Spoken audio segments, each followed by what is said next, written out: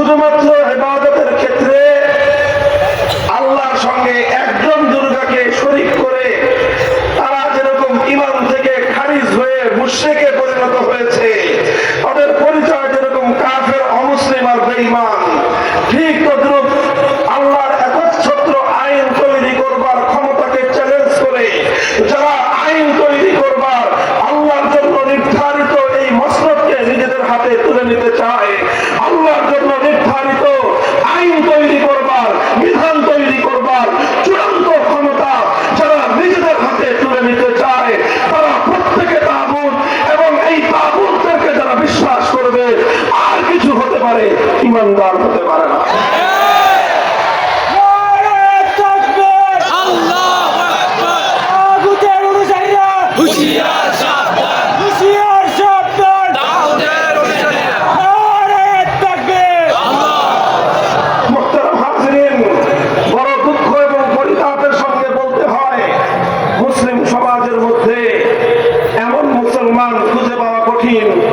যেই মুসলমান দুর্গার পূজা করে, পাওয়া যাবে?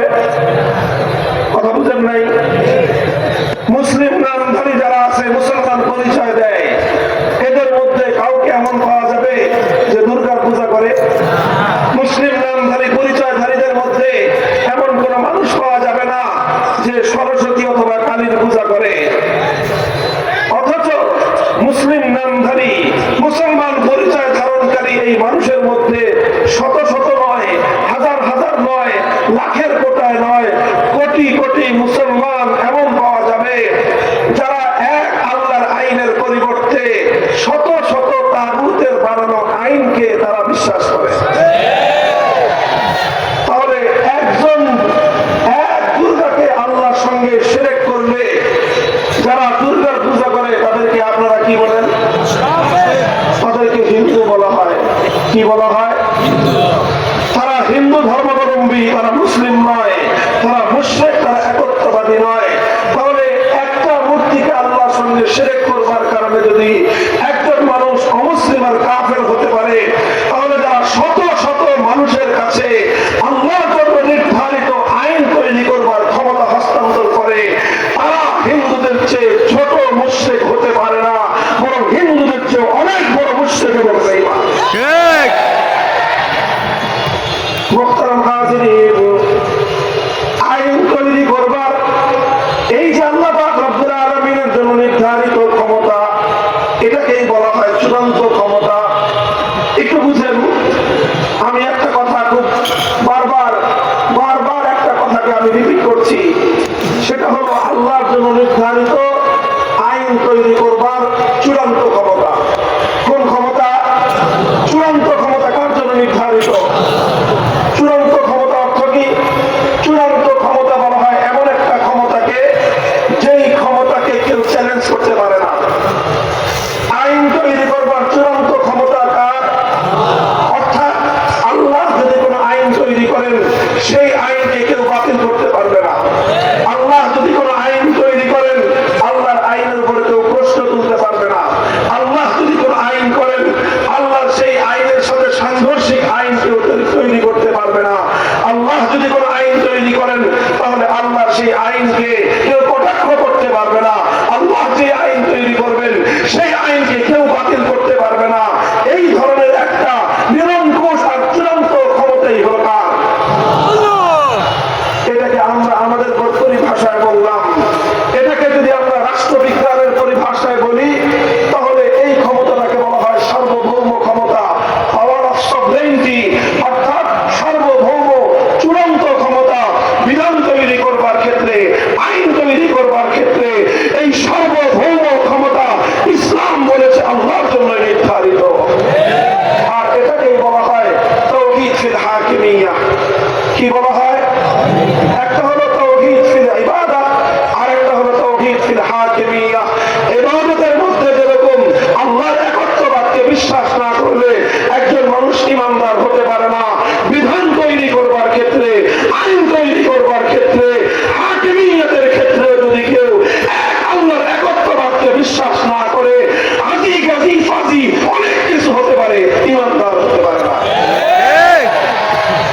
এই কথাগুলো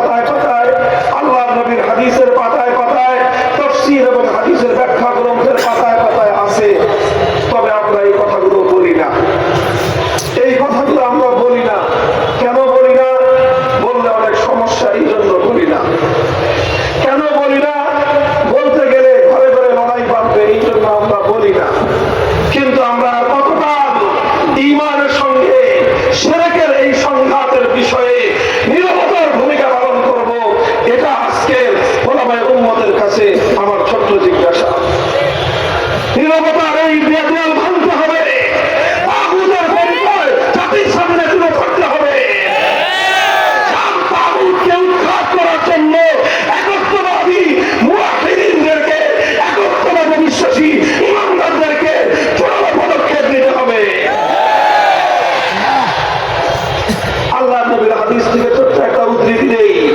এই যে এটা যে শিরক, এটা যে আল্লাহ পাক রব্বুল আলামিনের সঙ্গে গায়রুল্লাহকে শিরক করা হয়।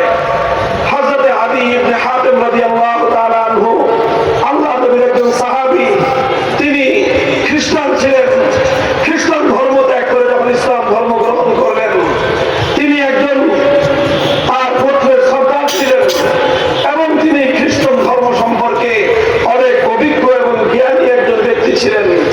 তিনি আল্লাহ নবীর কাছে প্রশ্ন করলেন, ইয়া রাসূলুল্লাহ, কোরআনে পাকের সূরাতুল বারাআর মধ্যে আল্লাহ পাক রব্বুল আলামিন একটা আয়াত নাযিল করেছেন, আর সেই আয়াতের মধ্যে খ্রিস্টানদের সম্পর্কে একটা অভিযোগ করা হয়েছে। আমি যেহেতু খ্রিস্টান ছিলাম এবং আমি যেহেতু খ্রিস্টান ধর্মের সম্পর্কে আগাগোড়া চুলচেরা সবকিছু জানি, আমার সেই জ্ঞানের আলোকে কোরআনের এই আয়াতের মধ্যে উত্থাপিত খ্রিস্টানদের বিষয়ে অভিযোগটা আমার কাছে অমূলক মনে হয়, আমার বুঝে আসে না। আল্লাহ নবী বললেন, কি অভিযোগ? আদী ইবনে হাতিম রাদিয়াল্লাহু তাআলা আনহু বললেন, সূরাতুল বারাআর মধ্যে আল্লাহ বলেছেন, ইত্তাখাযু আহবারাহুম ওয়া রুহবানাহুম আরবাবাম মিন দুনিল্লাহ। আল্লাহ বলেছেন যে খ্রিস্টানদের মধ্যে, খ্রিস্টান জনগণ, খ্রিস্টানদের সাধারণ খ্রিস্টানরা, তারা এক আল্লাহকে বাদ দিয়ে তাদের নিজেদের মধ্যকার দুই শ্রেণীর মানুষকে আল্লাহর পরিবর্তে রব হিসেবে গ্রহণ করে নিয়েছে। কি হিসেবে? রব হিসেবে গ্রহণ করে নিয়েছে। তাদেরকে দুই শ্রেণীর মানুষকে, এক শ্রেণীর মানুষ হলো আহবারাহুম, তাদের মধ্যে যারা আলেম, তাদের মধ্যে যারা জ্ঞানী সম্প্রদায়, তাদেরকে। আর দ্বিতীয় শ্রেণী হলো রুহবানাহুম, খ্রিস্টানদের মধ্যে যারা পাদ্রী শ্রেণী, তাদেরকে। অর্থাৎ তারা তাদের জ্ঞানী সম্প্রদায়কে এবং তাদের পাদ্রী সম্প্রদায়কে, এই দুই সম্প্রদায়কে খ্রিস্টানরা আল্লাহর পরিবর্তে বা আল্লাহর জায়গায় আল্লাহর সমকক্ষ রব হিসেবে গ্রহণ করে নিয়েছে। আদী ইবনে হাতিম বললেন, ইয়া রাসূলুল্লাহ, আমি খ্রিস্টান ছিলাম, খ্রিস্টানদের সব কিছু রীতিনীতি আমার জানা আছে, খ্রিস্টানদের সমস্ত ধর্মীয় বিশ্বাস আমার জানা আছে। আমরা তো কোনোদিন কোনো জ্ঞানী ব্যক্তিকে অথবা কোনো পাদ্রীকে আমরা ইবাদত করি নাই, আল্লাহর জায়গায় তাদেরকে তাহলে আমরা রব হিসাবে গ্রহণ করলাম কিভাবে?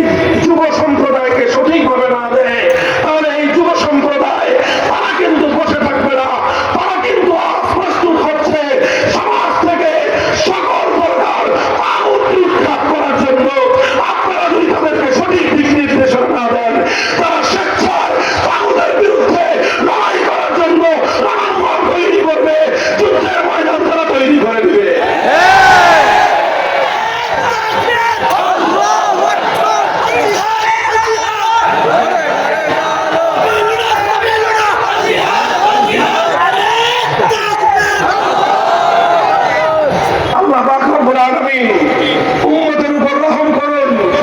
উম্মতে মুহাম্মাদিয়ার উপমধ্যে আল্লাহর আইনের পরিবর্তে কোন মানুষের বানানো আইন দ্বারা সমাজ বিচার হওয়া, সমাজ শাসিত হওয়া, সমাজের মধ্যে আল্লাহর আইনের পরিবর্তে কোন গায়রুল্লাহর আইন কার্যকর থাকা, এই অভিশাপ মুসলমানদের মধ্যে একসময় ছিল না। সাহাবীদের যুগে ছিল না, খেলাফতে রাশেদার যুগে ছিল না, খেলাফতে বনু উমাইয়ার যুগে ছিল না, খেলাফতে বনু আব্বাসিয়ার যুগে ছিল না। শেষ পর্যন্ত খেলাফতে বনু আব্বাসিয়ার যুগে মুসলমানদের উপর এক ফিতনা আসে। সেই ফিতনার নাম হলো তাতারি ফিতনা। তাতারিরা, এই মঙ্গোলিয়ানরা মুসলমানদের উপর আগ্রাসন চালায়, বাগদাদকে ধ্বংস করে, মুসলমানদেরকে ব্যাপক হত্যাযজ্ঞ করে বিশাল মুসলিম এলাকাটা দখল করে নেয়। দখল করেই ক্ষান্ত হয় নাই, সর্বপ্রথম এই তাতারিদের মাধ্যমে মুসলিম জাতির উপর এই অভিশাপ নেমে আসে। তাতারিরা, তাদের যে নেতা চেঙ্গিস খান, এই চেঙ্গিস খানের বানানো আইনের একটা বই ছিল, সেই বইটাকে ইতিহাসের পাতায় বলা হয় ইয়াসেক। এই ইয়াসেক নামক চেঙ্গিস খানের রচিত আইন মুসলিম সমাজের মধ্যে তারা কার্যকর করে দেয়। এই মুসলমানদের উপরে অভিশাপ আসে। অভিশাপ আসার পর এই ভয়ঙ্কর বিপদ মুসলমানদের উপর চেপে বসবার পর, এই বিপদটা ছিল বাগদাদের বিপর্যয়ের চেয়েও বড় বিপদ। মুসলমানদের লক্ষ লক্ষ মুসলমানকে হত্যা করার চেয়েও মুসলমানদের জন্য বড় বিপদ ছিল আল্লাহর আইনকে উৎখাত করে চেঙ্গিস খানের আইনকে সেই জায়গায় কার্যকর করা। ওলামায়ে উম্মত বসে থাকেন নাই। কঠিন অবস্থায় তারা চেঙ্গিসি এই আইনকে, চেঙ্গিসি এই বিধানকে মোকাবেলা করার জন্য জিহাদের ময়দানে নেমেছেন, রক্ত দিয়েছেন, শাহাদাত বরণ করেছেন, জুলুম নির্যাতন সহ্য করেছেন। মানব রচিত চেঙ্গিসি আইনকে তারা মেনে নেন নাই। এমনকি শাইখুল ইসলাম ইবনে তাইমিয়া রাহমাতুল্লাহি আলাইহি এই তাতারিদের বিরুদ্ধে লড়াই করতে গিয়ে, সংগ্রাম করতে গিয়ে একবার নয়, দুইবার নয়, ছয় বার কারারুদ্ধ হয়েছেন। জীবনের ভুল সময়টাকে কারাগারে বন্দী অবস্থায় কাটিয়ে দিয়েছেন। গায়রুল্লাহর আইনকে তারা মেনে নেন নাই। তাদের এই ত্যাগ, তাদের কোরবানি, তাদের আত্মদান, তাদের শাহাদাত, তাদের রক্তের বিনিময়ে একসময় আল্লাহ পাক রব্বুল আলামিন এই অভিশাপকে আবার তুলে নেন। মুসলিম উম্মার মধ্যে আবার মানব রচিত আইন উৎখাত হয়ে আল্লাহর আইনের যুগ ফিরে আসে এবং তাতারিরা ব্যাপকভাবে ধ্বংস হয়। আর অনেক তাতারিরা ইসলাম গ্রহণ করে মুসলমানদের মধ্যে শামিল হয়ে যায় এবং আল্লাহর জমিন থেকে, মুসলিম সমাজ থেকে আল্লাহর আইনকে উৎখাত করে মানব রচিত আইন তৈরি করবার অভিশপ্ত ধারা আবার দূর হয়ে যায়। ইতিহাস বলছি সংক্ষিপ্ত। এভাবে চলতে থাকলো আবার মুসলমানদের যুগ, এভাবেই চলতে থাকলো মুসলিম সমাজ। খেলাফতে ওসমানিয়ার দীর্ঘ সময় পর্যন্ত গোটা মুসলিম বিশ্ব কোথাও গায়রুল্লাহর আইন দ্বারা মুসলমানরা শাসিত হতো না। এরপরে আসলে একটা যুগ, যেই যুগটা হলো পশ্চিমা ইউরোপিয়ানদের সাম্রাজ্যবাদের আগ্রাসনের যুগ। 1757 সালে আমাদের এই পাক ভারত উপমহাদেশ দখল করে নিল ব্রিটিশরা। একই সময়ে, কাছাকাছি সময়ে আরেকটা সাম্রাজ্যবাদী রাষ্ট্র ফ্রান্স দখল করে নিল মুসলমানদের আফ্রিকার বিশাল অঞ্চল। ইতালি দখল করে নিল বিশাল অঞ্চল।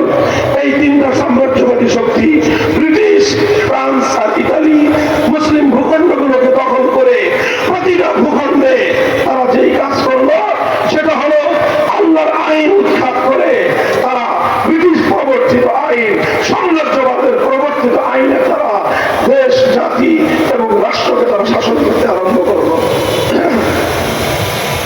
মুহতারাম হাজিরিন, 1757 সালে আমাদের এই পাক ভারত উপমহাদেশে এই অভিশপ্ত ধারা যখন চালু হলো, হযরতে শাহ আব্দুল আজিজ মুহাদ্দিস দেহলভী রাহমাতুল্লাহি আলাইহি সর্বপ্রথম তিনি ফতোয়া দিলেন।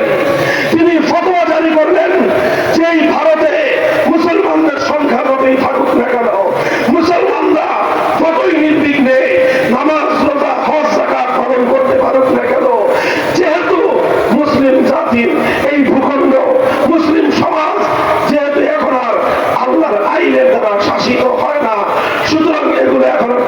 ইসলাম নেই, এটা দারুল হরব তথা শত্রু কবলিত দেশে পরিণত হয়েছে। শাহ আব্দুল আজিজের ফতোয়া হলো এই, শাহ আব্দুল আজিজ রহমতুল্লাহ আলাইহির ফতোয়ার সার কথা হলো এই, সেই ভূখণ্ড গায়রুল্লাহর আইনের দ্বারা শাসিত হয়, সেই ভূখণ্ডে মুসলমানরা যতই নিরাপদ থাকুক, সেই ভূখণ্ড দারুল ইসলাম হতে পারে না, সেই ভূখণ্ড দারুল হরব। এবং পরবর্তী ফতোয়া হলো সেই দারুল হরবকে আবার পরিবর্তন করে আল্লাহর আইন কার্যকর করার জন্য, দারুল ইসলামে ফিরিয়ে আনার জন্য জিহাদ করা প্রতিটি মুসলমানের জন্য ফরজে আইন। এই ফতোয়ার আলোকে ভারতবর্ষের উম্মত মুসলিমা, ভারতবর্ষের মুসলমানরা জিহাদের প্রস্তুতি নিলেন। 1831 সালে বালাকোটের রণাঙ্গনে সৈয়দ আহমদ রহমতুল্লাহ আলাইহির নেতৃত্বে জিহাদ পরিচালিত হলো। বালাকোটের জিহাদ, ওই জিহাদে সংখ্যায় মুসলমানরা কম ছিলেন, দুর্বল ছিলেন, ইংরেজদের কাছে তারা শাহাদাত বরণ করলেন, তারা পরাস্ত হয়ে গেলেন। সৈয়দ আহমদ রহমতুল্লাহ আলাইহি শাহাদাত বরণ করলেন, আল্লাহর আইন বাস্তবায়ন করতে পারেন নাই, কিন্তু এক মুহূর্তের জন্য গায়রুল্লাহর আইনের সামনে মাথা নত করেন নাই। জন্য সংগ্রাম চলতে থাকলো, চলতে চলতে 1857 সাল আসলো। 1857 সালের আগে সাইয়্যিদুত তায়েফা হাজী ইমদাদুল্লাহ মুহাজির মক্কি রাহমাতুল্লাহ আলাইহির নেতৃত্বে ওনারা একটা খেলাফত ঘোষণা করলেন। সেই খেলাফতে আল্লাহর আইন কার্যকর করলেন। থানা ভবন ছিল সেই খেলাফতের রাজধানী। সেই খেলাফতের আমিরুল মুমিনিন ছিলেন হাজী ইমদাদুল্লাহ মুহাজির মক্কি। সেই খেলাফতের প্রধান বিচারপতি ছিলেন রশিদ আহমদ গাঙ্গুহি। সেই খেলাফতের প্রধান সেনাপতি ছিলেন হাফেজ আহমেদ শহীদ রহমতুল্লাহ আলাইহি। সেই খেলাফতের প্রধানমন্ত্রী ছিলেন কাসেম নানভী রহমতুল্লাহ আলাইহি। এইভাবে ওনারা ব্রিটিশ প্রবর্তিত আইনকে উৎখাত করে আল্লাহর আইনের দ্বারা মুসলিম সমাজ পরিচালনা করার চেষ্টা করলেন। এর বিরুদ্ধে ব্রিটিশরা আগ্রাসন চালালো, হামলা চালালো, যুদ্ধ হলো। সামনে রণাঙ্গনে হাজী সাহেবরা সহ সমস্ত খেলাফতের সৈনিকরা যুদ্ধে অংশগ্রহণ করলেন, জিহাদ করলেন, অকাতরে সামনে রণাঙ্গনে রক্ত দিলেন, শাহাদাত বরণ করলেন। প্রধান সেনাপতি হাফেজ আহমেদ রহমতুল্লাহ আলাইহি শাহাদাত বরণ করলেন, জীবন দিলেন, রক্ত দিলেন। হাজার হাজার আলেম শহীদ হলো, ফাঁসি কাস্টে ঝুলল, কিন্তু গায়রুল্লাহর আইন মুহূর্তের জন্য মেনে নেন নাই। মুহতারাম হাজিরিন, 1857 সালের সামনের রণাঙ্গনের সেই জিহাদের প্রেক্ষিতে মুসলমানরা পরাস্ত হয়ে গেল। সাম্রাজ্যবাদ আরো কঠিন ভাবে মুসলমানদের উপর চেপে বসলো। 10 বছর এইভাবে চলবার পর 1866 সালে সেই হুজ্জাতুল ইসলাম কাসেম নানভী রহমতুল্লাহ আলাইহির নেতৃত্বে ওনারা দারুল উলুম দেওবন্দ কায়েম করলেন। উদ্দেশ্য ছিল শিক্ষা দীক্ষার মাধ্যমে আবার এমন একদল মুসলমান সৈনিক তৈরি করা হবে যারা আবার আল্লাহর জমিন থেকে ব্রিটিশ প্রবর্তিত মানব রচিত এই আইন উৎখাত করে আবার আল্লাহর আইনের যুগ ফিরিয়ে আনবে। 80 বছর, কত বছর? 1866 সাল থেকে 1947 সাল পর্যন্ত 80 বছর সংগ্রাম করার পর ওনারা কামিয়াব হলেন, সফলতা লাভ করলেন। ব্রিটিশরা এই দেশ থেকে পালিয়ে যেতে বাধ্য হলো। যখন এদের স্বাধীন হবে তখন এই জাতির কাছে প্রশ্ন ছিল নতুন করে এই দেশটা কিভাবে চলবে। তখন এই দেশে 2 জাতি বসবাস করত, প্রধানত বেশি ছিল হিন্দু আর মুসলমান। অন্য ছোট ছোট কিছু জাতি ছিল শিখ, বৌদ্ধ ইত্যাদি, কিন্তু প্রধান 2 জাতি হিন্দু আর মুসলমান। হিন্দু আর মুসলমানদের মধ্যে হিন্দুরা ছিল সংখ্যাগরিষ্ঠ মুসলমানদের তুলনায়। এই জন্য মুসলমানরা চিন্তা করলেন এখন হলো গণতন্ত্রের যুগ, হিন্দু আর মুসলমান যদি একসঙ্গে আমরা রাষ্ট্র গঠন করি, হিন্দুদের সংখ্যাধিক্যের কারণে এই রাষ্ট্রে আমরা আল্লাহর আইন কার্যকর করতে পারবো না। তখন মুসলমানরা চিন্তা করলেন যে এত যুদ্ধ করলাম, এত সংগ্রাম করলাম, এত লড়াই করলাম, এত রক্ত দিলাম, যদি আল্লাহর কোরআনের বিধান কায়েম করতে না পারি তাহলে এই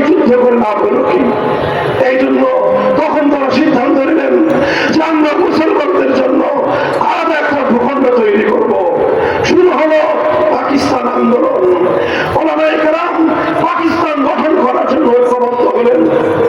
সেখানে পাকিস্তান উদ্দেশ্য ছিল না, উদ্দেশ্য ছিল সংবিধান হবে আল্লাহর কোরআনের সংবিধান, বিধান হবে আল্লাহর কোরআন অনুযায়ী, আইন চলবে একমাত্র কার?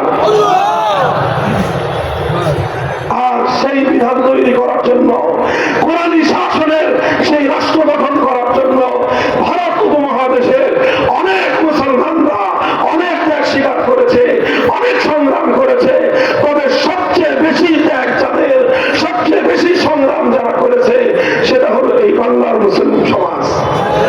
এই বাংলাদেশের আমার তোমার পূর্বপুরুষরা তারা কোরআনী শাসন কায়েম করার জন্য সবচেয়ে বেশি ত্যাগ দিয়েছে, সবচেয়ে বেশি কোরবানি করেছে, সবচেয়ে বেশি শাহাদাতের রক্ত দিয়েছে।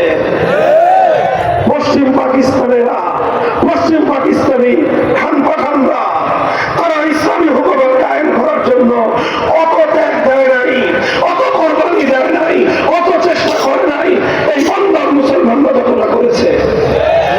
এভাবে 1947 সালে একটা রাষ্ট্র হলো, যে রাষ্ট্রের নাম হলো পাকিস্তান। উদ্দেশ্য ছিল সেই রাষ্ট্রের সংবিধান হবে আল কোরআন। কিন্তু দুর্ভাগ্য আমাদের, সেই রাষ্ট্র গঠন করার পরে সেই রাষ্ট্রের যারা শাসক ছিলেন তারা কোরআনী সংবিধান কায়েম করলেন না, তারা ইসলামী শাসনতন্ত্র দিলেন না, তারা নিজামে ইসলাম কায়েম করলেন না।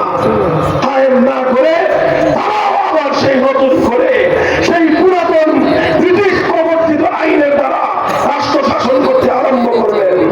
ওলামায়ে কেরাম তাদেরকে বারবার বুঝালেন, বারবার বললেন জাতির সঙ্গে যে ওয়াদা করেছেন যে কোরআনী শাসন কায়েম করবেন, সেই ওয়াদা বাস্তবায়ন করেন। শাসকরা তখন বলতো যে হুজুর, রাষ্ট্রটা এখনো শিশু রাষ্ট্র, কিছুদিন সময় দেন, এই রাষ্ট্রটা একটু বড় হলে আমরা এখানে কোরআনী শাসন কায়েম করব। হুজুররা কিছুদিন সহ্য করলেন। বছর যায়, 3 গড়ায়, 10 বছর, 15 বছর, 20 বছর।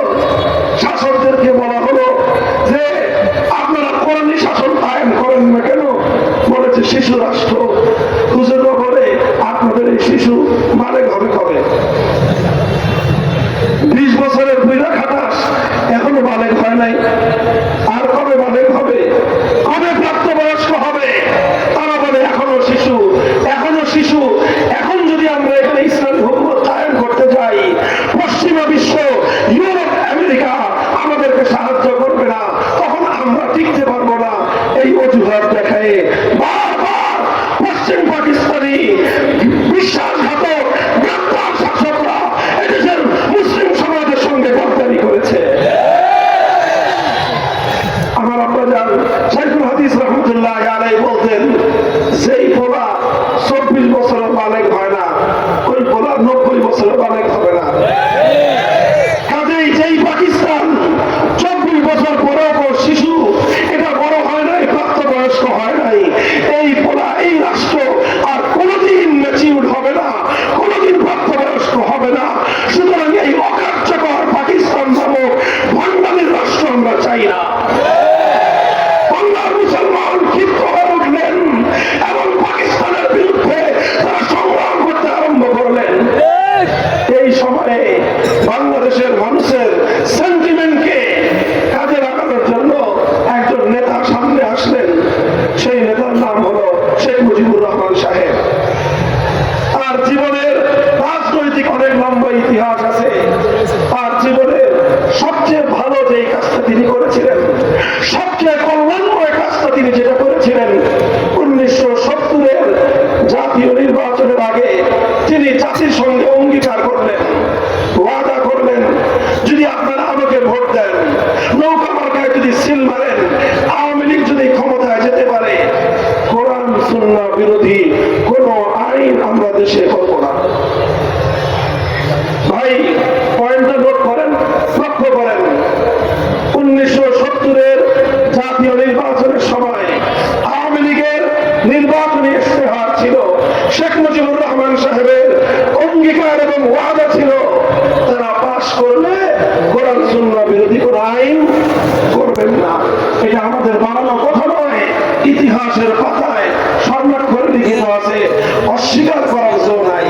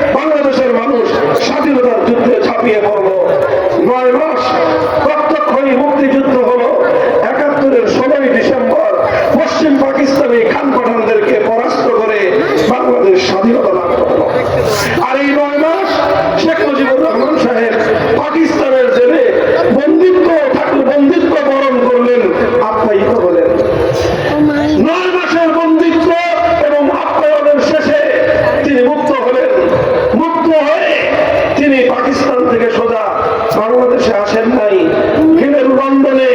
তারপরে দেখা হলো শ্রীমতী ইন্দিরা গান্ধীর সাথে।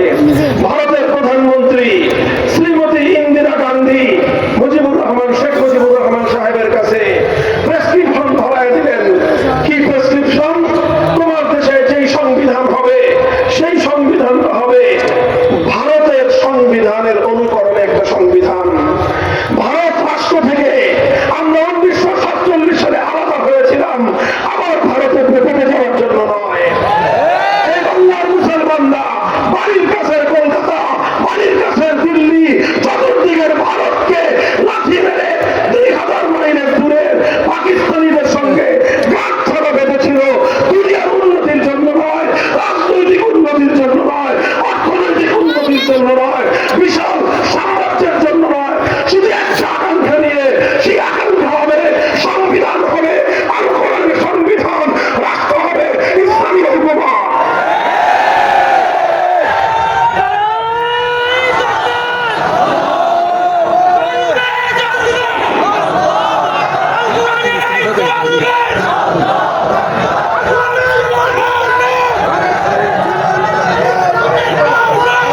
মোহতারাম হাজিরিন, লক্ষ্য করেন, শেখ মুজিবুর রহমান সাহেব 1971-এর স্বাধীনতার কিছুদিন পর মুক্তি পেয়ে তিনি যখন বাংলাদেশে আসলেন, ততদিন 71 সাল শেষ হয়ে 72 সাল শুরু হয়ে গেছে। 72 সালে তিনি একটা সংবিধান প্রণয়ন করলেন। কিছু মানুষের দ্বারা একটা সংবিধান এই জাতির কাঁধের উপর চাপিয়ে দিলেন। যেই সংবিধানের মধ্যে চারটা মূলনীতি ছিল, সবগুলো মূলনীতি ইসলাম পরিপন্থী মূলনীতি। সেই 4 মূলনীতি ছিল গণতন্ত্র, সমাজতন্ত্র, ধর্মনিরপেক্ষতাবাদ, জাতীয়তাবাদ। এভাবে ধর্মনিরপেক্ষতা নামক একটা কুফরি মতবাদ তিনি জাতির উপর চাপিয়ে দিলেন। আর এই সংবিধান প্রণয়নের মাধ্যমে তিনি 70-এর জাতীয় নির্বাচনের আগে যেই ওয়াদা করেছিলেন, যেই অঙ্গীকার করেছিলেন, সেই ওয়াদা ভঙ্গ করলেন, জাতির সঙ্গে গাদ্দারি করলেন। 72-এর সংবিধান ছিল জাতির সঙ্গে গাদ্দারির সংবিধান। 72-এর সংবিধান ছিল 71-এর মুক্তিযুদ্ধের পরিপন্থী চেতনার সংবিধান। 72-এর সংবিধান ছিল মুসলমানদের 1000 বছরের ইচ্ছা এবং অভিপ্রায়কে পদদলিত করে ভারতের দালাল রাষ্ট্র প্রতিষ্ঠার সংবিধান। সংবিধান চারতে হবে, বাহাত্তরের সংবিধান চারতে হবে, চার মুজিবুর রহমান। মোহতারাম হাজিরিন, কথা বুঝতে হবে। এই কথা জোরালো গলায় বলবার সময় এসেছে এখন বাংলাদেশে। এই কথা বলতে হবে আমাদেরকে। এই সংবিধানের মধ্যে ধর্ম নিরপেক্ষতা নামক কুফরি মতবাদ অন্তর্ভুক্ত হওয়ার কারণে বাংলাদেশে এখন চাইলেও আমরা কেউ পরিপূর্ণ ইসলাম অনুসরণ করতে পারি না। কিভাবে পারি না? চোখে আঙ্গুল দিয়ে এক একটা ধারা, এক একটা ঘটনা, এক একটা বিধান আমরা চোখ দিয়ে দেখায় দিতে পারবো, চোখে আঙ্গুল দিয়ে দেখায় দিতে পারবো। শুধুমাত্র কয়েকটা দৃষ্টান্ত ছোট্ট করে আমি আপনাদের সামনে উপস্থাপন করব। দেখেন, সংবিধান যেভাবে আছে সেভাবে চলতে হয়। 1975 সালে এই যে 72 সালে যে গাদ্দারি করেছিল শেখ মুজিবুর রহমান সাহেব, বিশ্বাসঘাতকতা করেছিলেন, জাতির সঙ্গে কোরআন সুন্নাহ বিরোধী আইন তৈরি না করবার অঙ্গীকার করে তিনি সংবিধানটা করলেন কুফরি সংবিধান। এর চরম মাসুল তাকে দিতে হয়েছিল 75-এর 15ই আগস্ট। গাদ্দারির ফসল ছিল সেটা, জাতির সঙ্গে বিশ্বাসঘাতকতার ফসল ছিল সেটা। এরপরে যারা ক্ষমতায় আসলেন কিছু পরিবর্তন করলেন। ধর্ম নিরপেক্ষতা বাদ দিয়ে সংবিধানের মধ্যে আল্লাহর উপর অবিচল আস্থা এবং বিশ্বাস সংযুক্ত করা হয়েছিল। সংবিধানের শুরুতে বিসমিল্লাহির রহমানির রহিম সংযুক্ত করা হয়েছিল। এটা একটা গোজামিল ছিল। কুফরি কিছু বিধান বাকি রেখেছেন, ইসলামের বিধানকে অন্তর্ভুক্ত করেছেন, কিন্তু ইসলামের বিধানটাকে কখনোই পরিপূর্ণভাবে বাংলাদেশে আর কার্যকর করা হয় নাই। এরপরে আবার এই ধর্মনিরপেক্ষতাবাদী ফ্যাসিবাদী সরকার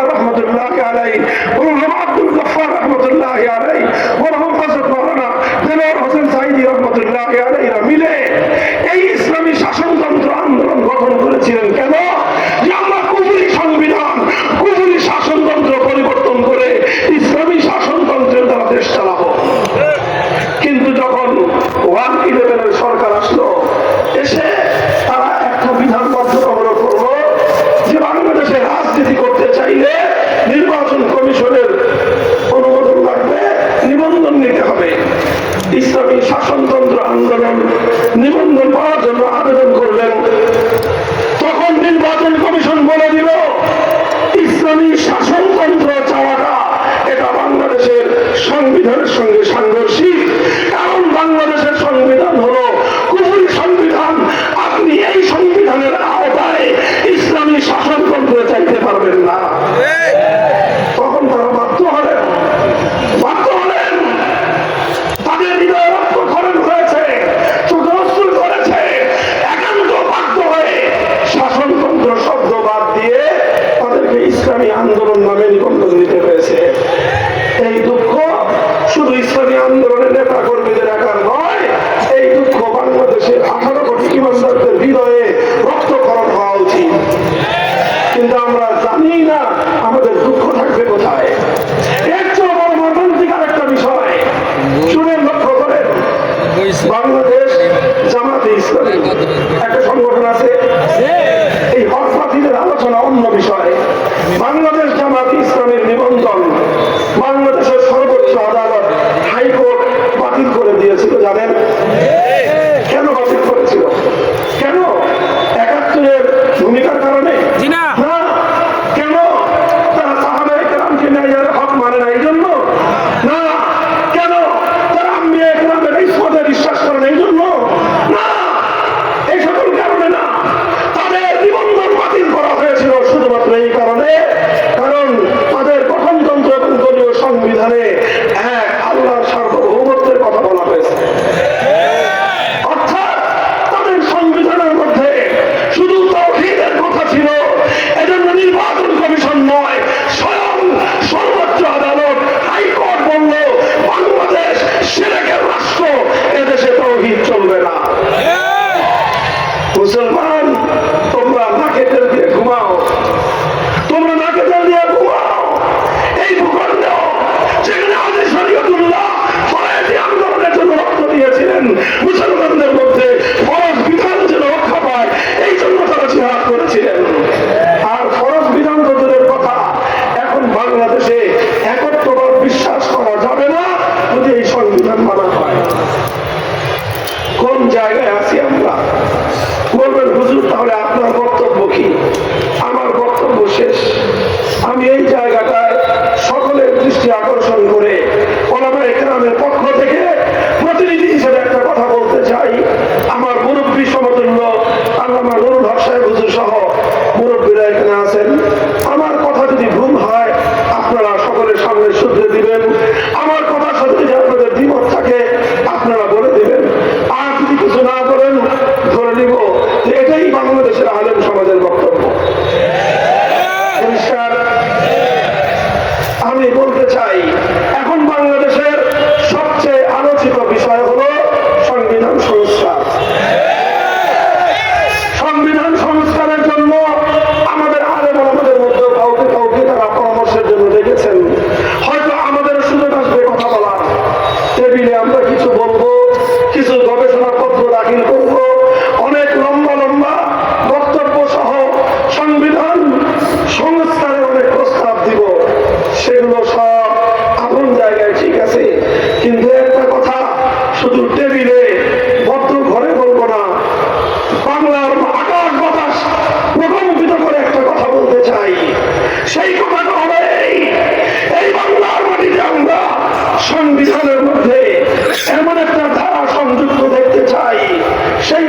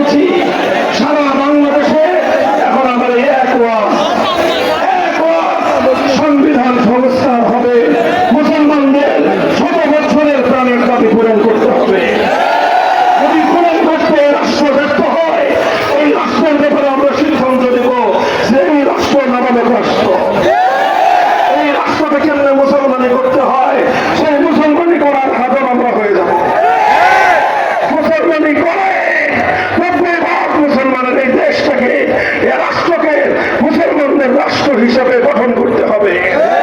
প্রস্তুতি নাও, প্রস্তুতি শুরু করো। কলেজ, ইউনিভার্সিটি, সকল স্তরের ছাত্র জনতা হাতে হাত রাখো। ইসলামী জনতা ঐক্যবদ্ধ হও। বাংলার মাটির অনিবার্য বিপ্লব হবে ইসলামী বিপ্লব। বাংলাদেশ হবে ইসলামের বাংলাদেশ। শাসনতন্ত্র হবে ইসলামের শাসনতন্ত্র। সংবিধান হবে আল্লাহর সংবিধান। রাজনীতি হবে খেলাফতের রাজনীতি। আল্লাহ পাক কবুল করেন, তৌফিক দান করেন। যা বললাম যেন মুখের কথাই শুনে না হয়, হৃদয়ের আওয়াজ যেন হয়, সেই দোয়া চাই। ওয়া আখিরু দাওয়ানা আলহামদুলিল্লাহি রাব্বিল আলামিন।